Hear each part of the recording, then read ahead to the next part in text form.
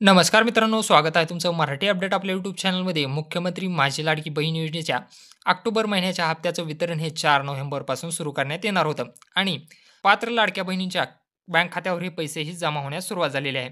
4 नोव्हेंबरपासून हे पैसे लाडक्या बहिणीच्या बँक खात्यावरही जमा होत आहेत आणि त्याबद्दलचीच अपडेट आज आपण या व्हिडिओमध्ये जाणून घेण्याचा प्रयत्न करणार आहोत. त्यापूर्वी तुम्ही चॅनलवर नवीन आला असाल तर चॅनलला सबस्क्राईब करा, तसेच बेल आयकॉनला प्रेस करायला विसरू नका. या ठिकाणी पाहू शकता 4:45 ₹1,500 एअरटेल पेमेंट बँकमध्ये यांचे जमा झालेले आहेत आणि डिस्क्रिप्शन ही तुम्ही पाहू शकता अगेन्स्ट लाडकी बहीण ऑक्टोबर 25 हे पैसे यांच्या बँक खात्यामध्ये जमा झालेले आहेत. या ठिकाणी तुम्ही दुसरा एक स्क्रीनशॉट पाहू शकता ज्यामध्ये कॅनरा बँकमध्ये यांचे पैसे 5:09 ₹1,500 क्रेडिट झालेले आहेत आणि दिनांकी तुम्ही पाहू शकता 4/11/2025. त्यानंतरचा स्क्रीनशॉट तुम्ही पाहू शकता 5:23 ₹1,500 क्रेडिट झालेले आहेत.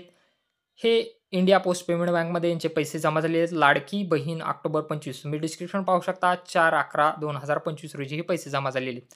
आता तुम्हीही कमेंट बॉक्समध्ये नक्की सांगा की तुमचे पैसे जमा झाले का नाही. जर जमा झाले नसतील तर तुम्हाला काळजी करण्याची गरज नाही, कारण येणाऱ्या 2 ते 3 दिवसांमध्ये पात्र लाडक्या बहिणीच्या बँक खात्यामध्ये हे पैसे जमा करण्यात येणार आहेत.